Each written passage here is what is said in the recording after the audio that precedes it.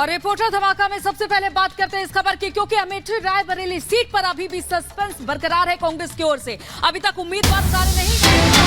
2 दिन का समय बाकी है नामांकन के लिए, यानी कि 3 मई नामांकन की आखिरी तारीख है, माफ कीजिएगा, बस कल ही का दिन बाकी। और ऐसे में रायबरेली से प्रियंका गांधी के उतरने की चर्चाएं जोरों पर हैं, तो वहीं अमेठी से राहुल गांधी के चुनाव लड़ने की अटकलें भी चल रही हैं। लेकिन अटकलों और कयासबाजी के बीच अभी तक निर्णय कोई अंतिम नहीं लिया गया है कांग्रेस की ओर से। और सीधे ग्राउंड जीरो से अनामिका सिंघाली हमारे साथ जुड़ गई हैं, उनके पास जाना चाहेंगे। अनामिका, देखिए सस्पेंस जो है वो लगातार बरकरार है। इस समय अंदर खाने से क्या खबर मिल पा रही है? आप लगातार ग्राउंड जीरो पर मौजूद हैं। अमेठी और रायबरेली क्यों कांग्रेस के लिए इतनी परेशानी का सबब बना हुआ है? देखिए, परेशानी का सबब इसलिए है क्योंकि ये दोनों ही सीटें कांग्रेस की पारंपरिक सीट है और ये दोनों ही सीटों पर कांग्रेस के 2 दिग्गज नेता चुनाव लड़ते रहे, चुनाव जीतते रहे हैं। राहुल गांधी अमेठी से चुनाव हार गए, इसके बाद वो वायनाड पहुंच गए।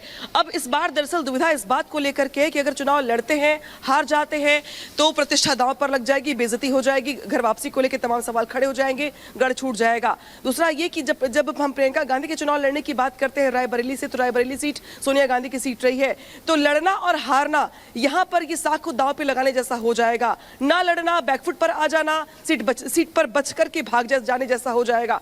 तो दोनों ही चीजों से कांग्रेस बचती दिखाई दे रही है यहाँ पे, और शायद यही वजह कि 2 कयास लगाए जा रहे हैं। पहला तो ये कि ऐसा हो सकता है कि कांग्रेस की ओर से राहुल और सोनिया गांधी ना उतर करके, प्रियंका गांधी ना उतर करके कोई कांग्रेस का कार्यकर्ता वहां से चुनाव लड़े, या ये भी संभव है कि वहां से कोई चुनाव न लड़े, उस सीट को छोड़ दिया जाए, ताकि बाद में उस सीट को लेकर नई स्ट्रैटेजी बनाई जाए और आने वाले दिनों में या कुछ आने वाले चुनाव में पहले उस सीट को मजबूत करने के बाद कांग्रेस के जो तमाम नेता है बड़े, वो वहां से ताल ठोके। तो ऐसे में अभी तक देखिए 2 दिनों का समय बचा हुआ है। आज का पूरा दिन बचा है, कल पूरा दिन बचा हुआ है। कल हालांकि शाम 5 बजे से पहले नाम तय करने होंगे, वरना इसके बाद कोई मतलब रह नहीं जाएगा, क्योंकि कल जो नामांकन की डेट है वो खत्म हो जाएगी। और कुछ ऐसी स्थिति ब्रजभूषण की सीट पर भी दिखाई दे रही है, गोंडा में भी दिखाई दे रही है, जहां पे प्रत्याशी तय नहीं हो पाया है। तो 3 मई का समय बहुत महत्वपूर्ण हो जाता है उत्तर प्रदेश की कुछ वीवीआईपी सीटों को लेकर के, जहां पे कल समय खत्म हो रहा है, यानी कि इसके पहले नाम तय करने होंगे, बताना होगा चुनाव लड़ना है या नहीं। लड़ना है तो कौन उतरेगा, या अगर नहीं उतरेगा तो स्मृति ईरानी जो बार-बार ये कह रही है कि राहुल गांधी भाग गए, राहुल गांधी डर गए, राहुल गांधी ने गढ़ छोड़ दिया अपना, राहुल गांधी अब यहां लौट कर नहीं आएंगे, तो ये बहुत सारी बातें कल सच साबित हो जाएंगी। ये तय हो जाएगा, बीजेपी की ओर से साफ हो जाएगा कि वाकई में राहुल गांधी अमेठी से चुनाव लड़ने में डर रहे हैं, भाग खड़े हुए हैं। अब ऐसे में देखना ये होगा कि कल तक कांग्रेस पार्टी इन सीटों को लेकर के स्ट्रेटेजी क्या बनाती है। क्या वाकई में कांग्रेस यहां से बैकफुट पर आ जाएगी, या यहाँ पर प्रतिष्ठा का सवाल उठता है जब इन दोनों ही सीटों की अगर हम बात करें, परंपरागत सीट रही आखिर कांग्रेस की। बहुत बहुत शुक्रिया अनामिका तमाम बातचीत के लिए।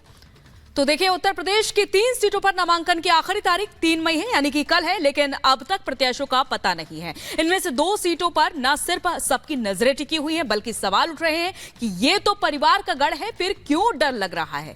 रिपोर्ट आप भी देखिए।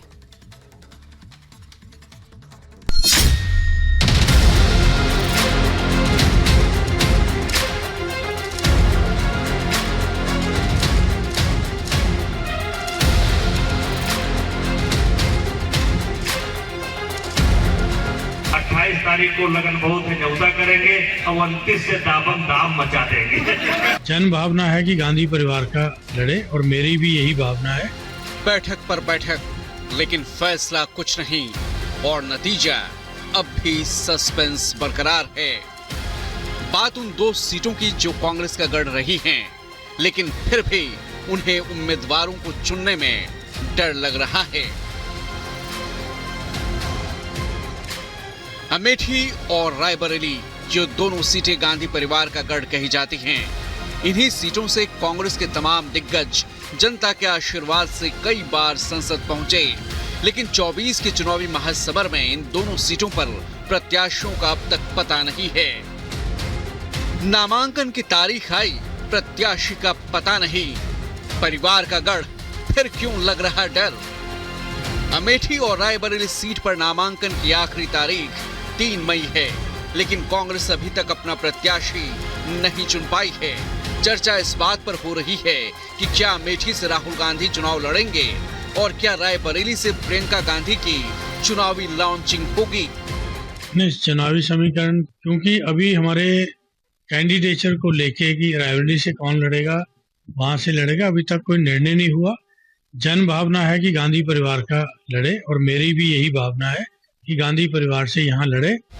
सवाल ये है कि कांग्रेस के दिमाग में अमेठी और रायबरेली को लेकर क्या चल रहा है। क्या राहुल अमेठी से चुनाव लड़ेंगे? क्या प्रियंका गांधी चुनाव लड़ने के लिए तैयार हैं? या फिर कांग्रेस को दोनों सीटों पर हार का डर सता रहा है? 2019 में भारत की राजनीति में इतिहास रचा जब अमेठी के साधारण कार्यकर्ताओं ने कांग्रेस पार्टी के राष्ट्रीय अध्यक्ष को उनके गढ़ में अमेठी और रायबरेली के साथ ही कैसरगंज की कहानी और भी दिलचस्प है। यहाँ अभी तक ना तो बीजेपी, ना ही एसपी और ना ही बीएसपी ने अपने प्रत्याशियों का ऐलान किया है। सभी सियासी दल वेट एंड वॉच के मूड में हैं। हालांकि बीजेपी के बाहुबली नेता ब्रजभूषण कई बार मैदान में उतरने की ताल ठोक चुके हैं। 26 तारीख को न्योता करेंगे, 27 को टिकट का इंतजार करेंगे, 28 तारीख को लगन बहुत है न्योता करेंगे और 29 से दाबम दाम मचा देंगे। तो अमेठी, रायबरेली और कैसरगंज यूपी के चुनावी अखाड़े में इन तीनों ही सीटों पर मंथन का दौर जारी है। हालांकि लोगों की सबसे ज्यादा नजरें रायबरेली और अमेठी पर टिकी हैं, क्योंकि इन दोनों सीटों को कांग्रेस की राजनीतिक कर्मभूमि के तौर पर देखा जाता है। चुनावी मैदान में उतरने की चर्चा राहुल और प्रियंका को लेकर है। Bureau report, Republic Bharat. और इसी बीच स्कूलों में धमकी भरे ईमेल पर बड़ा खुलासा हुआ है। ये बड़ी खबर आपको बता दें, आईएसआई की साजिश के तहत दहशत फैलाने की कोशिश की गई है। ये बड़ी खबर आपको बता रहे हैं। पाकिस्तान और चीन की साजिश का शक जताया जा रहा है। दिल्ली एनसीआर के स्कूलों को जो मेल भेजा गया था उसमें ये खुलासा हुआ है। सूत्रों के हवाले से बता रहे कि आईएसआई के जरिए दहशत फैलाने की कोशिश की गई। स्कूलों को बम से उड़ाने की धमकी दी थी। सुबह 4 बजे से लगभग मेल किए गए थे। सभी स्कूलों को लगभग 50 से ज्यादा स्कूल थे और इसमें बड़ा खुलासा हुआ है।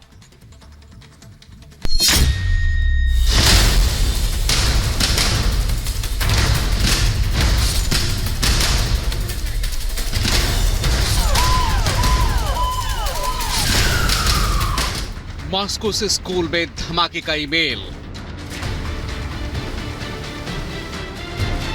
मास्टरमाइंड का मिला सुराग।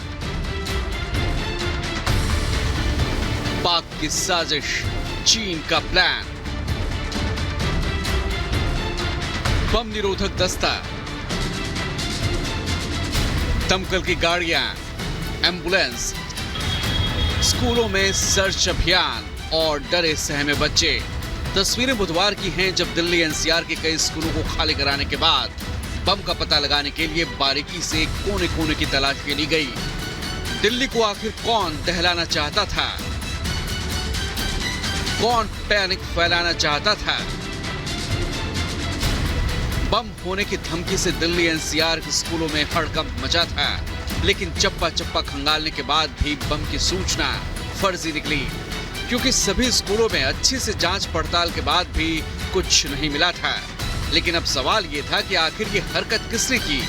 कहां से स्कूलों में बम की धमकी का ईमेल आया और कौन इस साजिश का मास्टरमाइंड है? हमारे द्वारा सर्च ऑपरेशन चलाया जा रहा है। किसी भी प्रकार की कहीं कोई दिक्कत नहीं है। हर जगह जाकर के चेकिंग कराई गई है। हमारी साइबर टीम अपनी जांच कर रही है और जांच